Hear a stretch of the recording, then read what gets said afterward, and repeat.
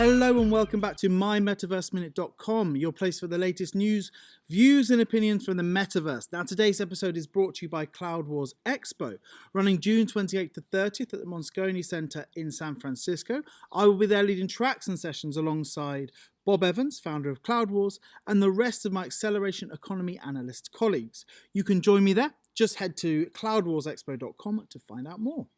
Join thousands of CXOs June 28th to 30th in San Francisco, California at Cloud Wars Expo as we explore a new metric called the Time to Dazzle, exclusively focused on how long it takes to dazzle customers with new business models that are enabled by the cloud, empowered by AI, and optimized with human ingenuity. Register today at cloudwarsexpo.com and join a movement to make dazzling customers the metric that matters. In today's episode, I would like to talk to you about the concept of hyper-personalization. Now, it's something that people have been discussing very recently in regards to e-commerce. Of course, e-commerce in the metaverse is going to be radically changed. There are going to be new ways of engaging with audiences and encouraging people to invest in brands. And one of those ways is hyper-personalization. What I want to ask today is exactly what it is and how that might work. Essentially, hyper-personalization is about addressing consumers at a macro level.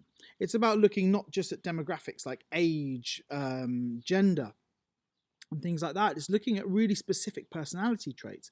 It's looking at huge amounts of big data in terms of what's been purchased before, and all of those different areas and all of those kind of data analytical strings that eventually tie together to form a person's buying habits. However, in the metaverse, this can be taken to a much further level.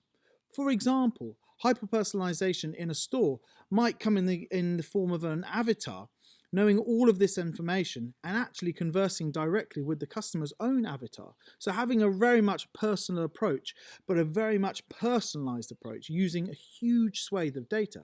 What I want to ask really is whether this needs to be strictly governed in terms of how this data is used. Of course, data privacy is a massive issue. Data privacy is an issue outside of the metaverse. But when it comes to this personalized approach, there's a real issue that the hyper-personalization, these kind of in-depth data-focused sales strategies might go a bit too far, because you're dealing with you're really dealing direct to customer in the way that you would do in a physical shop. Imagine a shopkeeper coming up to you and knowing everything about you.